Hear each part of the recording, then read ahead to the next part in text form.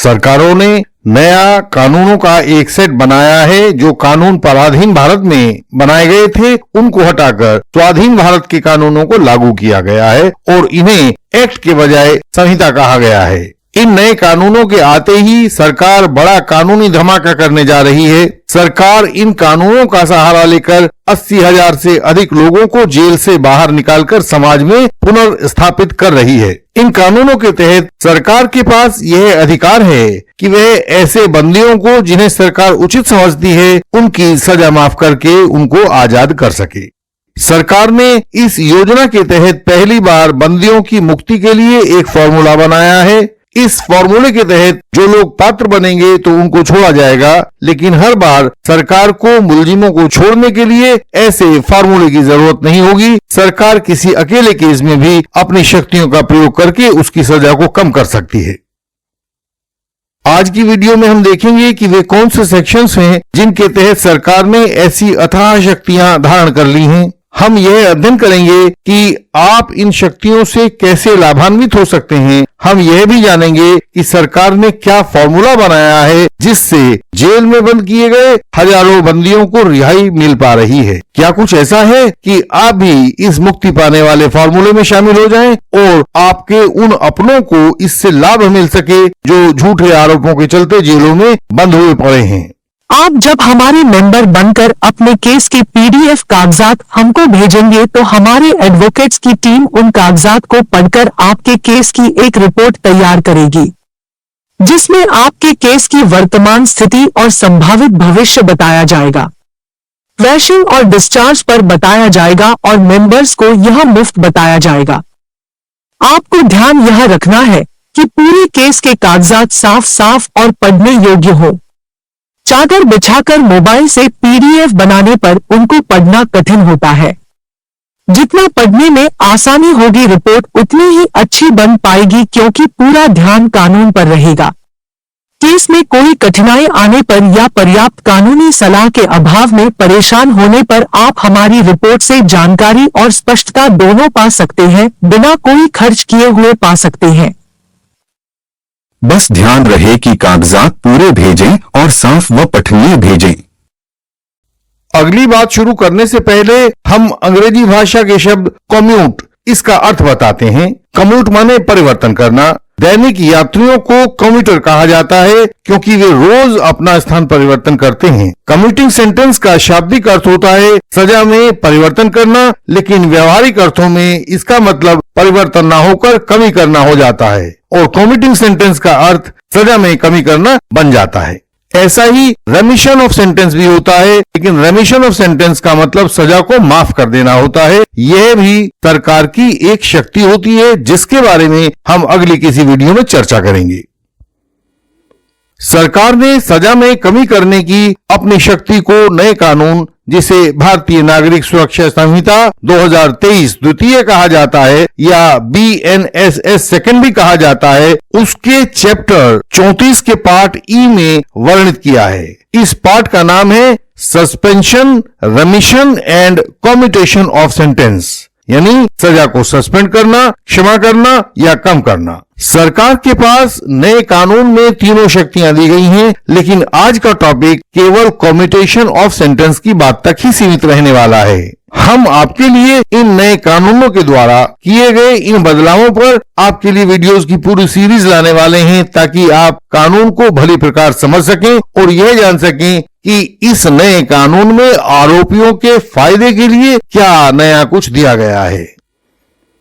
BNSS द्वितीय के section 474 में दिया गया है कि सरकार सजा याफ्ता मुलजिम की सहमति के बिना ही कुछ काम कर सकती है और वे काम ये वाले हैं। पहला काम, मृत्युदंड को आजीवन कारावास में बदल सकती है। मृत्युदंड को ऐसी सजा में बदल सकती है जो 7 साल से कम ना हो। 7 साल या अधिक की सजा, ये तीसरा भाग है। 7 साल या अधिक की सजा को ऐसी सजा में जो 3 साल से कम ना हो उसमें बदल सकती है।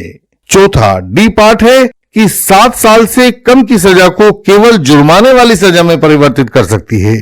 और पांचवा तथा अंतिम भाग है कि किसी भी अवधि के कठोर कारावास की सजा को सामान्य कारावास की सजा में बदला जा सकता है।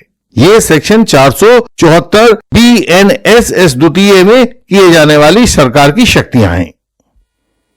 यहां महत्वपूर्ण यह है कि इस सेक्शन में केवल यही सजाएं और इसी प्रकार की सजाएं घटाई जा सकती हैं। सेक्शन 474 BNSS द्वितीय केवल सजाओं में कमी करने की शक्ति सरकार के पास देता है। इसके तहत पूरी सजा माफ नहीं की जा सकती है। सजा माफी के लिए सरकार की शक्ति दूसरे सेक्शन में दी गई है, उसकी बाबत अगले किसी वीडियो में अध्ययन किया जाएगा। जिन बंदियों की बात वीडियो के शुरू में की गई थी, उनकी रिहाई इसी सेक्शन में की जा रही है, इसलिए आज हमने इस सेक्शन का अध्ययन किया है। सरकार ने इस बार सेक्शन 474 BNSS द्वितीय के दायरे में आने वाले सब लोगों की सजा कम नहीं की है, बल्कि उन्होंने इसके लिए एक फॉर्मूला तैयार किया है कि हम किस किस को लाभ देने वाले हैं। और यह फॉर्मूला इस प्रकार से है। पहला, कोर्ट द्वारा दी गई सजा की आधी अवधि काट चुकी सभी 50 वर्षीय महिला कैदियों को इसके तहत सजा कमी की माफी दी जा रही है। दूसरा है, कोर्ट द्वारा दी गई सजा की आधी अवधि काट चुके 50 वर्षीय सभी ट्रांसजेंडर कैदियों को भी इसका लाभ दिया जा रहा है। तीसरा है, कोर्ट द्वारा दी गई सजा की आधी अवधि काट चुके 60 वर्षीय पुरुष कैदियों को भी इस योजना का लाभ दिया जा रहा है। चौथा है, कोर्ट द्वारा दी गई सजा की आधी अवधि काट चुके शारीरिक चुनौती प्राप्त कैदी जिनमें शारीरिक अपंगता होती है, उनको भी इस योजना का लाभ दिया जा रहा है, उनको भी मुक्ति दी जा रही है। पांचवा बिंदु है कि ऐसी कैदी होती हैं जो किसी शारीरिक बीमारी से ग्रस्त हैं और जिनके अब ठीक होने की उम्मीद नहीं है और वो अपनी अंतिम यात्रा की ओर चल रहे हैं, उन सभी कैदियों को भी इसमें लाभ दिया जा रहा है, उनकी सजा भी माफ की जा रही है।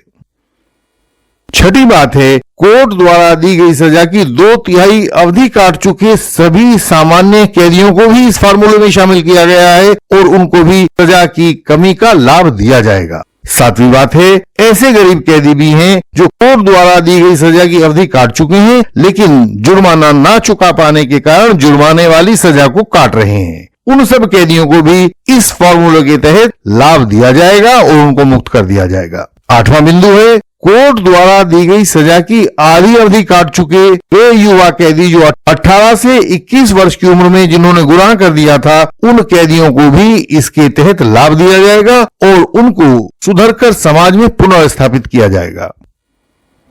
संभवतः आप लोग अपनी याद में पहली बार इस तरह का कोई सरकारी आयोजन देख रहे होंगे।